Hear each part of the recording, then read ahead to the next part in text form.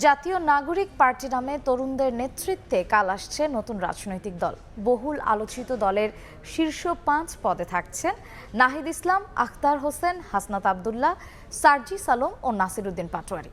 অন্যতম উদ্যোক্তা সার্জিস আলম বলছেন, নতুন দল হবে বাংলাদেশপন্থী, ডান বাম নয়, মধ্যম পন্থার জনগণমুখী রাজনীতি করবে দলটি। বিশেষজ্ঞরাও আশা দেখছেন তারুণ্য নির্ভর নতুন এই দলে। হাসান ওয়ালির প্রতিবেদন।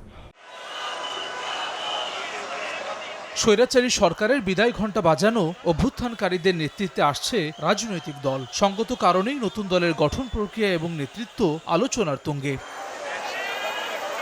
শুক্রবার বিকেলে রাজধানীর মানিক মে এভিনিউয়ে আত্মপ্রকাশ ঘটবে দলটির। নাগরিক কমিটির সূত্র বলছে, দলের আহ্বায়কের দায়িত্ব নিচ্ছেন সদ্য তথ্য উপদেষ্টার পদ থেকে পদত্যাগ করা নাহিদ ইসলাম। সদস্য সচিব হচ্ছেন আখতার হোসেন। আলোচিত দুই মুখ সার্জিস আলম এবং হাসনাত আবদুল্লাহ থাকছেন উত্তর ও দক্ষিণাঞ্চলের মুখ্য সংগঠকের দায়িত্বে। এছাড়া জাতীয় নাগরিক কমিটির আহ্বায়ক নাসির উদ্দিন পাটোয়ারি পাচ্ছেন মুখ্য সমন্বয়কের দায়িত্ব। এছাড়াও কমিটিতে গুরুত্বপূর্ণ দায়িত্বে দেখা যাবে জুলাই আন্দোলনে মাঠে থাকা পরিচিত মুখদের।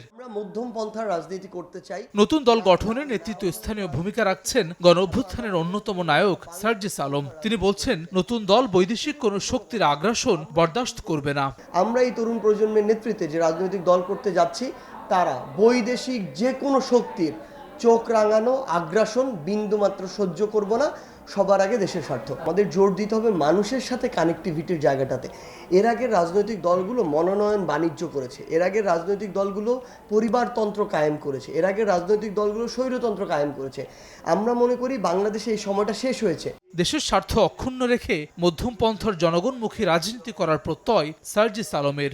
বাংলাদেশে গতানুগতিক যে রাজনৈতিক কালচারগুলো ছিল, এগুলো থেকে আমাদের এখন বের হয়ে আসতে হবে। আমাদের রাজনৈতিক কালচার হবে জনগণমুখী, রাজনৈতিক কালচার হবে দেশের স্বার্থমুখী। না ডান না বাম না হচ্ছে উপর নিচ, এরকম কিছু না। মধ্যম পন্থার একটা রাজনীতি করতে চাই এবং আমরা আমাদের জায়গা থেকে মনে করি আমরা বাংলাদেশ পন্থার রাজনীতি করতে চাই। নতুন দল নিয়ে বিশেষ আগ্রহ রয়েছে রাজনৈতিক বিশ্লেষকদেরও।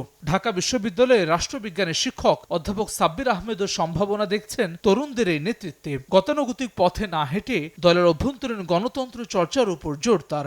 দলটা একটা তারুণ্য নির্ভর দল হবে, যেটি আমাকে আশাবাদী করে। কিন্তু প্রশ্ন হচ্ছে যে দল তো করলেই হবে না। গতানুগতিক ধারার যে রাজনৈতিক দল, একই ধারাবাহিকতা যদি এই নতুন দলের মধ্যে থাকে, তাহলে কিন্তু দল সে আবারও ঘুরে ফিরে পুরনো লেগেসিতে ফিরে যাবে। অনেকটা একই রকম মত ডক্টর রাশেদা রওনক খানের। দল গঠনের পর অন্যান্য রাজনৈতিক দলের সঙ্গে বৈরিতা এড়াতে কৌশলী হওয়ার পরামর্শ তার। অন্যান্য রাজনৈতিক দল, বিশেষ করে বাংলাদেশের দুটি বড় রাজনৈতিক দল থেকে পথ চলায় যে ধরনের ভুলগুলো হয়েছে, সেগুলো শুধরে নিয়ে তারা সামনের দিকে এগোবে, এটা সকলের প্রত্যাশা। একজন নাহিদ ইসলাম পদত্যাগ করেছে, কিন্তু অন্যান্য আরও কয়েকজন আছেন, দুজন আছেন, তারা যদি সংশ্লিষ্ট থাকেন এবং তারা যেহেতু এই আন্দোলনের সাথে সংশ্লিষ্ট ছিলেন, তাদেরকে নিয়েও প্রশ্ন আসতে পারে। এই সকল মানে সরকারে থাকা অবস্থায় রাজনৈতিক দল করলে যেটা বিএনপির ক্ষেত্রেও বলা হয়ে থাকে, সেরকম তাদের ক্ষেত্রেও বলা হবে। এটা খুব স্বাভাবিক। এখন সরকার থেকে নিজেদের অবস্থানটাকে দূরত্ব তৈরি করার কি প্রক্রিয়া হতে পারে, সেটা তাদেরকেই বিবেচনা করতে হবে। নাগরিক কমিটির সূত্র বলছে, শুক্রবার প্রাথমিকভাবে শতাধিক সদস্যের আহ্বায়ক কমিটির যাত্রা শুরু হবে। পরবর্তীতে যা বাড়তে পারে। হাসান ওয়ালি, সময় সংবাদ, ঢাকা।